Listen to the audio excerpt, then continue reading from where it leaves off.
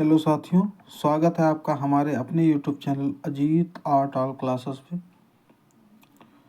जैसा कि हमने इससे पहले की जो क्लासेस आपको दी वो सारी हमने आपको एक एक करके सारी संपूर्ण आपको जानकारी दे दी थी। ठीक है, सिगरिया के जो भी भाग 1 और भाग 2 थे उनके बारे में हम आप जानकारी पूरी की पूरी विस्तार पूर्वक जानकारी दे दी थी, कहाँ से प्रश्न पूछे जाते हैं और किन किन पॉइंटों का नोट्स करना है, किन किन को पढ़ना है पॉइंट्स को, वो हमने आप लोगों को बता दिया है। उसके आगे की जो गुफा आती है उसका नाम है सित्तनवासल गुफा। ठीक है, यहाँ पे डाल लीजिएगा, ये गुफा है आपकी, ये जो सित्तनवासल है ये आपकी गुफा है। ठीक है, आज इसके बारे में हम जानकारी आप लोगों को देते हैं और इसके बारे में हम आपको संपूर्ण बिल्कुल एक एक करके पॉइंट बताते चलते हैं। लेकिन उससे पहले कुछ चीज़ें जो बहुत ही महत्वपूर्ण हैं, इम्पॉर्टेंट हैं, उनके बारे में जान लेते हैं। सित्तनवासल जो गुफा है वो जैन धर्म से संबंधित है, याद रखिएगा। ठीक है, सिगरिया हमने अभी पढ़ाई थी आपको और अजंता जो पढ़ाई थी वो दोनों की दोनों गुफाएं जो हैं बौद्ध धर्म से संबंधित हैं। ठीक है, ये धर्म जरूर याद रखिएगा क्योंकि धर्म का बहुत ही इंपॉर्टेंट महत्व पूछ लिया जाता है कि ये गुफा किस धर्म से संबंधित है, किन धर्मों को संबंधित यहाँ पे चित्रण हुआ, इसीलिए इनको धर्मों से संबंधित माना जाता है। तो याद रखिएगा कि जो सित्तनवासल गुफा है वो आपकी जैन धर्म से संबंधित है। ठीक है, इसका समय जो है 8वीं से 9वीं सदी ईस्वी माना जाता है। 8वीं से 9वीं सदी ईस्वी माना जाता है। ठीक है, अब किसके काल में यहाँ पे जो है इसका निर्माण कार्य कैसे हुआ तो वो हम बता देते हैं। इसका जो निर्माण कार्य है वो पल्लव काल, जिसको हम पांड्य चित्रकला बोलते हैं। चित्रकला की भाषा में पांड्य चित्रकला, वैसे इसको पल्लव काल के रूप में जानते हैं। ठीक है, तो इतनी ये जो है मुख्य आपको हमने विशेषता बता दी कि यहाँ पे क्या क्या हुआ। अब इसकी बात कर लेते हैं कहाँ पे स्थित है। ठीक है, एक एक करके तो स्थित की बात करते हैं। तो स्थित है तमिलनाडु के तंजौर जिले में पादकोट्टा नामक स्थान से 16 किलोमीटर दूर, ठीक है, कावेरी नदी के तट पर स्थित है। तमिलनाडु के तंजौर जिले में, याद रखिएगा तमिलनाडु में एक तंजौर जिला है जहाँ पे पादकोट्टा एक नामक स्थान है, वहाँ पे 16 किलोमीटर दूर, वहाँ से जो है 16 किलोमीटर दूर कावेरी नदी के तट पर ये गुफाएं स्थित हैं। ठीक है, तो ये स्थिति की बात होगी। अब इसका निर्माण देख लेते हैं। निर्माण जो हुआ है राजा मखरमन, ठीक है, राज सिंह के काल में हुआ है, जो उसमें पल्लव काल के थे। राजा मखरमन राज सिंह के काल में हुआ है। अगला हम देखते हैं पॉइंट जो लिखा हुआ है, सित्तनवासल का अर्थ क्या होता है। जो ये गुफाओं का नाम दिया गया, देखो हर एक गुफाएं हमने आपको सारी जो गुफाएं हमको बताई उन गुफाओं का शाब्दिक अर्थ जरूर बता दिया है। तो इन गुफाओं का जो शाब्दिक अर्थ क्या, सित्तनवासल का मतलब क्या होता है, सित्तनवासल। तो सित्तनवासल का जो शाब्दिक अर्थ है यहाँ पे आगे हमने लिख दिया है, जैन संत सिद्धों का निवास स्थान। जैन संत सिद्धों का निवास स्थान होता है सित्तनवासल का शाब्दिक अर्थ। ठीक है, अगला इसकी जो दी गई है यहाँ पे, अगली यहाँ पे जो दी गई है आपका खोज। ठीक है, इस गुफा की खोज किसने की, कब की, किसने की, कहाँ पे क्या हुई, तो उसके बारे में जानकारी लेते हैं। तो इस गुफा को सर्वप्रथम टी.एस. गोपीनाथ, ठीक है, इस गुफा को सर्वप्रथम टी.एस. गोपीनाथ ने देखा, लेकिन खोज का श्रेय प्रोफेसर दुर्बील को जाता है, याद रखिएगा।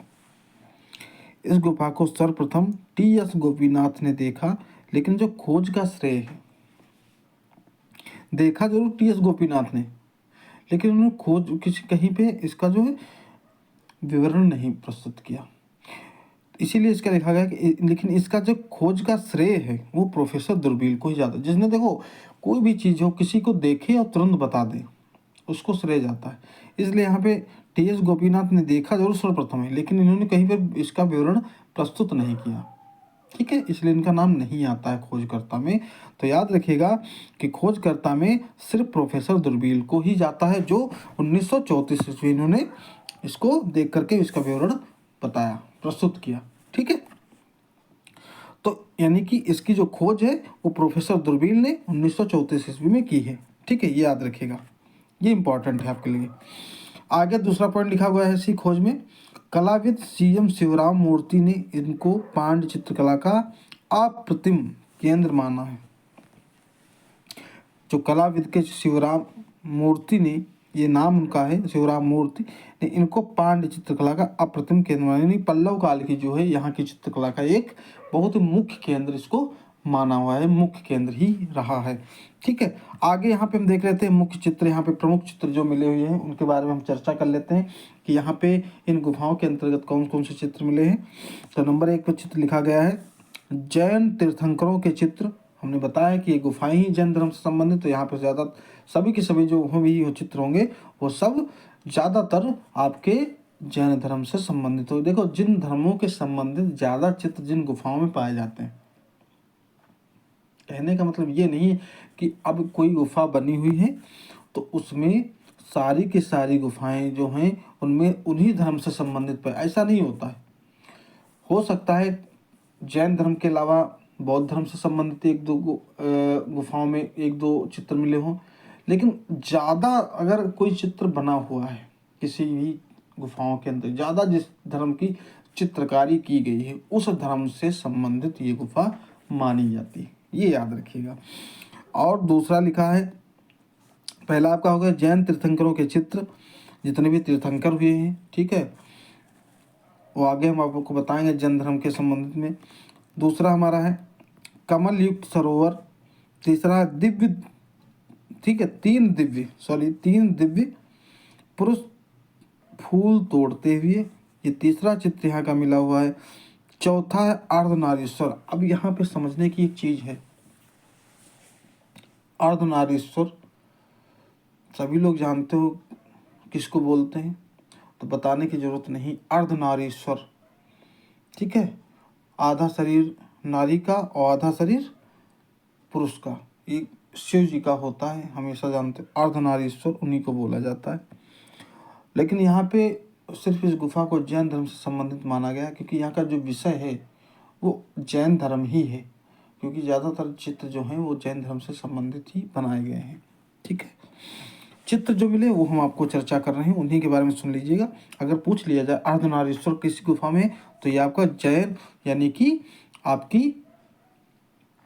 ये जो गुफा है इसके अंतर्गत मानी गई है। ठीक है, जो गुफा हम पढ़ा रहे हैं आपको सित्तनवासल, इसके अंतर्गत ही अर्धनारीश्वर का चित्र बना हुआ है गुफा में। पांचवा है राजा रानी का चित्र, ये भी आपके सित्तनवासल गुफा के अंतर्गत राजा रानी का चित्र बना हुआ है। आगे हम देखते हैं इसकी प्रमुख जो विशेषताएं हैं उसके संबंधित में हम क्या देखते हैं, उसका एक एक करके हम अवलोकन करते हैं। तो नंबर 1 पे लिखा गया है ये गुफाएं जैन धर्म से संबंधित हैं। हमने बताया था अभी, ये प्रमुख विशेषताएं हैं यहाँ की। ये गुफाएं जो हैं जैन धर्म से संबंधित है, प्रमुखता जैन धर्म से संबंधित मानी जाती है। ठीक है, ये याद रखिएगा। दूसरा हमारा पॉइंट इसमें है चित्रों के चेहरे 2.25 चश्म बनाए गए जो पल्लव काल की देन है। अब ये चश्म क्या होता है, जो चश्म होते हैं, ये चश्म समझ लीजिए, कहीं लिख के आ जाता सवा चश्म, कहीं लिख के आ जाता था 1 चश्म, कहीं 1.5 चश्म, कहीं 2.25 चश्म और कहीं 2 चश्म। हमने अभी आप लोगों को चश्म के बारे में जानकारी नहीं दी, लेकिन आज हम बता रहे हैं, यहाँ पे बात चश्म की आ गई।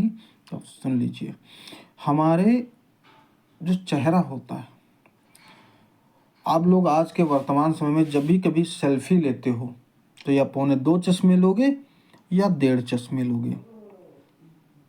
कहने का मतलब ये है कि कान आपका दूसरा नहीं दिखेगा, कभी भी लोग हमेशा चेहरा टेढ़ा करके ही सेल्फी लेते हो। और सेल्फी लेने का मतलब इसलिए नहीं होता है कि टेढ़ा करके, क्योंकि सुंदरता का प्रतीक है आपका जो चेहरा होता है 2.25 चश्म या 1.5 चश्म या सवा चश्म में ही आता है। सुंदरता की अगर देखें तो बात, हम जब कभी पासपोर्ट फ़ोटो खिंचाते हैं, जिस कभी आप कभी फार्म भरते हो, कोई भी A to Z फार्म भरा जाता है, उसमें पासपोर्ट जो फ़ोटो लगाया जाता है उसको दो चश्म बोलते हैं, जिसमें दोनों कान, पूरी नाक, दोनों आँख और दोनों तरफ के गाल, दोनों और पूरी ओंठ, पूरे माथा, पूरे बाल दिखने चाहिए आगे से, उसको हम दो चश्म बोलते हैं। उसमें सुंदरता नहीं आएगी, ठीक है। पासपोर्ट खिंचाओ चाहे फुल खिंचाओ, जितनी सुंदरता आजकल सभी लोग जानते हैं कि आजकल जो सेल्फी लेते हैं हमेशा कुछ ना कुछ चेहरा टेढ़ा करके लेते हैं। पौने दो चश्म का मतलब कि आँख नहीं दिखना, सॉरी कान नहीं दिखना चाहिए, दूसरा कान नहीं दिखेगा, उसको हम पौने दो चश्म बोलते हैं, ठीक है। देखो चश्म कितने होते हैं बता देते हैं, एक चश्म, ठीक है, सवा चश्म, डेढ़ चश्म, ठीक है, पौने दो चश्म और दो चश्म, यानी कि 5 चश्म हमारे चेहरे में होते हैं। और इन चश्मों के बारे में आगे जो शैलियाँ हम पढ़ाएंगे उनके अंतर्गत सारी चश्मों के बारे में हम आपको जानकारी देंगे। कितना आपको हम चेहरा बना के हम बताएंगे कि कितने चेहरे को चश्म कितना माना जाता है, ठीक है। लेकिन इतना अभी समझ लीजिएगा कि इसमें कान नहीं दिख रहा है, उसको हम पौने दो चश्म बनाए गए हैं, जो पल्लव काल की देन है, वहाँ की ये देन थी, ठीक है, उन लोगों की चित्रकारों की ये देन थी। आगे हम तीसरे नंबर पे देखते हैं, यहाँ पे लिखा गया है यहाँ के विषय जैन व जैनेतर हैं। अब वो तो हम जानते हैं, आप वो बता चुके हैं कि ये जैन धर्म से संबंधित, तो यहाँ के विषय जो होगा जैन और जैनेतर से संबंधित होगा, जो कि एक लौकिक है, ठीक है, इसमें कोई दो राय नहीं, जो कि वहाँ की जो कि लौकिक है। गुफा नंबर 4, आपका चौथा पॉइंट जो प्रमुख विशेषता में है, ये गुफाएं पूर्व मध्यकाल का प्रतिनिधित्व करती हैं। ये गुफाएं पूर्व मध्यकाल का प्रतिनिधित्व करती हैं। पूर्व मध्यकाल जो हमारा एक उत्तर मध्यकाल होता है, एक पहला जो हमारा होता है पूर्व मध्यकाल होता है, जो पूर्व मध्यकाल हुआ उसके अंतर्गत आपकी ये जो है सत्तनवासल की गुफाएं आती हैं, उनका जो है ये प्रतिनिधित्व करती है, ठीक है। तो ये बात हो गई आपकी जो भी थी सत्तनवासल के अंतर्गत, हमने आपको पूरी जानकारी दे दी है, ठीक है। तो सारी की सारी जो गुफा है, ये पूरी की संपूर्ण गुफा हमने आपको जो प्रश्न पूछे जाते हैं इन गुफाओं के अंतर्गत, ठीक है, अनर्गल चीज़ें नहीं बताएंगे, अनावश्यक चीज़ें नहीं बताएंगे, जो इसमें से नहीं आती हैं वो भी हम आपको, अगर हम चाहें तो हम इसको 1.5 घंटे 2 घंटे 5 घंटे की बना सकते हैं, लेकिन नहीं, हम आप लोगों को वही चीज़ें बताएंगे जो चीज़ें आपके प्रश्न पत्र में पूछे जाते हैं। अनर्गल किंतु परंतु हेतु इत्यादि आदि, ये इत्यादि बहुत सारे, ऐसा नहीं कि अनेक शब्द लगाए जाते हैं, लेकिन उनको हम लगाने का कोई तात्पर्य नहीं समझते हैं। जो चीज़ें आपको पढ़नी है, जो आपके एग्ज़ाम में आनी है, ठीक है, उनको आप लोग देख लीजिए, जो मेन पॉइंट है, इसके अलावा कुछ नहीं पूछा जाता इस गुफा से। हमने वो सारी चीज़ें बता दी, और आप लोगों से एक विनम्र निवेदन है कि ज़्यादा से ज़्यादा लोगों को ये वीडियो शेयर करिए, जितने भी हमने आपके यूट्यूब चैनल पे, अपने यूट्यूब चैनल, हमारा अपना जो भी यूट्यूब चैनल जो भी है क्लासेस पढ़ी हैं उनको शेयर करिए, कमेंट करिए, अगर नहीं समझ में कुछ आ रहा तो एक बार बताइए ज़रूर, ठीक है। अगर किसी को कुछ भी दिक्कत है कि हमें ये चीज़ समझ में नहीं है, कि ये पॉइंट नहीं समझ में आया, तो हम उसको दोबारा ज़रूर बताएंगे अगली क्लास में। और ज़्यादा से ज़्यादा लाइक करिए, कमेंट में बताइए कैसा क्या है, आप लोगों के लिए अच्छा है बुरा है, जो भी है आप लोग बताइए, तो उससे हम कोशिश करेंगे अगली बार क्लास को पढ़ाने में अच्छा करने की। और वीडियो को शेयर ज़रूर करिए दूसरे लोगों को, जिससे कि लोगों को भी थोड़ा सा, जो लोग तैयारी कर रहे हैं उनको इस चीज़ का लाभ मिल सके, ठीक है। और आने वाली क्लास तक, तब तक के लिए सभी को राधे राधे।